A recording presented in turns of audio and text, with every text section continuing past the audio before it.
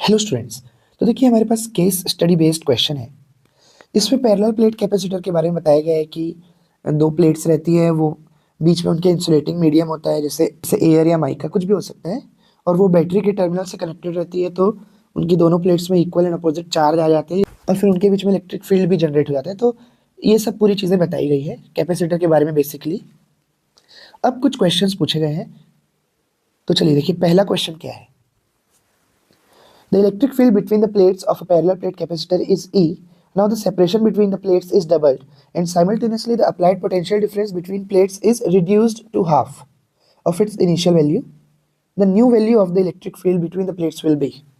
तो देखिए पहले वोल्टेज V ही था और इलेक्ट्रिक फील्ड E थी।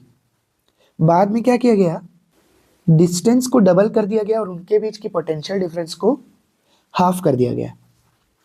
तो इलेक्ट्रिक फील्ड की न्यू वैल्यू, तो देखिए सिंपल सा क्वेश्चन है कि पहले तो वोल्टेज डिस्टेंस, वोल्टेज मतलब पोटेंशियल डिफरेंस, तो पोटेंशियल डिफरेंस, डिस्टेंस और इलेक्ट्रिक फील्ड, इनके बीच में क्या रिलेशन होता है कैपेसिटर के लिए। तो देखिए सिंपल सा रिलेशन है, V is equal to E into D. V यानी पोटेंशियल डिफरेंस है वोल्टेज, ई इलेक्ट्रिक फील्ड और डी डिस्टेंस बिटवीन प्लेट्स। तो वेद करके आप इस फॉर्मूले को याद रख सकते हो, वेद। तो चलिए ये तो हो गया इक्वेशन 1, मतलब जब V V है, E E है और D D है, इनिशियल वैल्यूज। अब V को हाफ कर देते हैं, लिखा है तो V की जगह मैं लिख देता हूँ V/2। न्यू इलेक्ट्रिक फील्ड क्या होगा, मतलब इलेक्ट्रिक फील्ड नई वाली निकालना है, तो नई वाली इलेक्ट्रिक फील्ड को E डैश नाम दे देता हूँ और डिस्टेंस को क्या कर दिया गया, डबल कर दिया गया। तो चलिए 2D, इसको इक्वेशन 2। अब सिंपली इक्वेशन 1 और 2 को डिवाइड कर दो, 2 डिवाइड बाई 1 कर देता हूँ, उससे क्या होगा कि E डैश ऊपर आ जाएगा अपने आप। तो देखिए क्या क्या हो जाएगा, V/2 divide by V is equal to E dash 2D upon ED। तो D कैंसल, यहाँ V और ऊपर का V कैंसल, तो देखिए क्या क्या बचेगा, 1/2 equal to 2E dash upon E। तो E डैश निकालना है मुझे, तो E को ऊपर ट्रांसफर कर देता हूँ और 2 नीचे आ जाएगा, क्रॉस मल्टीप्लाई करूँगा तो E/4 is equal to E dash. तो देखिए नई इलेक्ट्रिक फील्ड जो है पुरानी इलेक्ट्रिक फील्ड की डिवाइड बाय 4 हो गई, यानी ऑप्शन सी। चलिए अब इसी का सेकंड क्वेश्चन क्या पूछा है। तो देखिए इलेक्ट्रिक फील्ड कांस्टेंट मेंटेन रखना है और डी लगातार चेंज हो रहा है समय के साथ। तो बेसिकली देखिए वी और डी के बीच जो ग्राफ बनेगा वो कैसा बनेगा, तो ये भी बड़ा ही आसान है, फिर से वही relation v is equal to E D वाला। तो देखिए v जो है वो डायरेक्टली प्रोपोर्शनल टू d है, जैसे जैसे v बढ़ाते जाएंगे वैसे वैसे d भी बढ़ता जाएगा, और इलेक्ट्रिक फील्ड तो कांस्टेंट रखना है बोल दिया है, तो उसको अपन हटा सकते हैं। तो v जो है वो डायरेक्टली प्रोपोर्शनल टू d, यानी जैसे जैसे v बढ़ा रहे हैं वैसे वैसे d बढ़ता जा रहा है। तो बहुत ही सिंपल सा लीनियर ग्राफ बनेगा जो कि होगा ऑप्शन डी, क्योंकि देखिए जब भी डायरेक्टली प्रोपोर्शनल कोई केस रहता है तो हमेशा लीनियर ग्राफ ही बनता है। चलिए अब थर्ड क्वेश्चन देख लेते हैं। देखिए थर्ड क्वेश्चन में पूछा गया है कि जो ये डायग्राम दिखाया गया है उसमें हम माइनस चार्ज से लेके इधर प्लस की तरफ जा रहे हैं,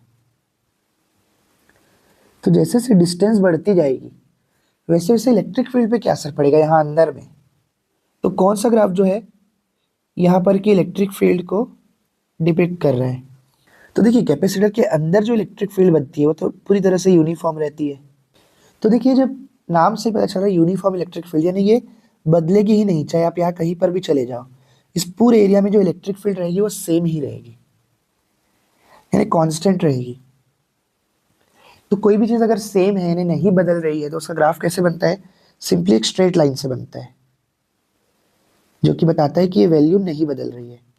तो ऑप्शन सी जो है वो करेक्ट ऑप्शन होगा कांस्टेंट ग्राफ का।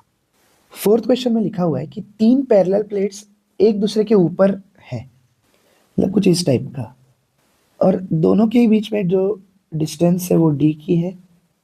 फर्स्ट पेयर में जो इलेक्ट्रिक फील्ड आ रही है वो E1 और दूसरे में जो इलेक्ट्रिक फील्ड आ रही है वो E2। तो थर्ड और फर्स्ट प्लेट के बीच में कितना पोटेंशियल डिफरेंस होगा या वोल्टेज होगा ये हमें बताना है। तो चलिए एक बार फिर से वेद वाला फॉर्मूला लगाते हैं, मतलब V is equal to E D. तो देखिए पहले इन दोनों गैप के लिए अगर हम V1 निकालेंगे तो ये निकलेगा E1 इंटू डी, मतलब डिस्टेंस तो सेम ही है, और इन दोनों प्लेट्स के बीच का निकालेंगे पोटेंशियल डिफरेंस, तो V2 आएगा जो कि होगा E2 इंटू डी। अब देखिए दो अलग अलग पोटेंशियल जो है वो ऐड हो जाते हैं। जैसे देखिए E1 की इलेक्ट्रिक फील्ड ऐसे कुछ है और E2 की इलेक्ट्रिक फील्ड ऐसे कुछ है, तो ओवरऑल इलेक्ट्रिक फील्ड क्या हो जाती है इनकी सम। तो वैसे ही ओवरऑल वोल्टेज भी अगर निकालना होगा तो कैसे निकालेंगे अपन, V1 प्लस V2 कर देंगे। तो V1 की जगह E1 डी और V2 की जगह E2 डी, तो डी कॉमन निकल जाएगा और यहाँ आ जाएगा E1 प्लस E2, और वेक्टर फॉर्म में तो सभी जगह वेक्टर लगा दो। तो चलिए कौन सा ऑप्शन मैच हो रहा है, ऑप्शन ए। चलिए उसके बाद लास्ट क्वेश्चन।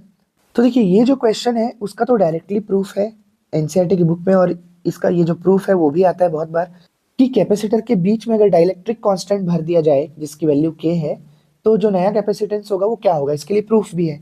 लेकिन इस वीडियो में मैं प्रूफ तो नहीं करने वाला हूँ, पर उनके रिजल्ट्स को यूज करता हूँ। तो देखिए सबसे पहले तो जब कैपेसिटर के बीच कुछ नहीं है, मतलब सिर्फ एयर है, तब उसका कैपेसिटेंस क्या आता था, ये भी प्रूफ करते हैं अपन पैरेलल प्लेट कैपेसिटर के लिए।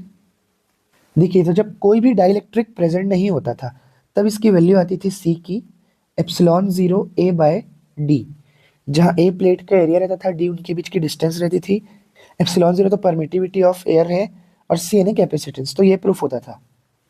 अब जब डाइलेक्ट्रिक फिल कर दें हम बीच में तो क्या वैल्यू आती थी, सी डैश एप्सिलॉन 0 के ए बाई डी, ये के एक एक्स्ट्रा आ जाता था।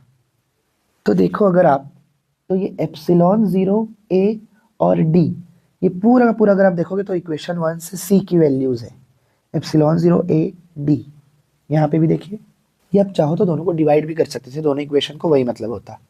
एप्सिलॉन नॉट, ये एप्सिलॉन 0 ए बाई डी, इस पूरे को मैं लिख सकता हूँ सी, तो सी डैश क्या हो जाएगा, देखिए सी इंटू के। देखिए ये और मिला के इसको सी लिख दिया और के को के रहने दिया, तो सी के, कौन सा ऑप्शन ट्रू हो रहा है, ऑप्शन सी, यानी जो नया कैपेसिटेंस होगा वो के कांस्टेंट से बढ़ जाता है, ऑप्शन सी। तो देखिए इस तरह मैंने सभी क्वेश्चन को सॉल्व कर लिया है। तो अगर आपको वीडियो अच्छा लगा हो और समझ में आया हो तो वीडियो को लाइक और चैनल को सब्सक्राइब जरूर करें। Thank you.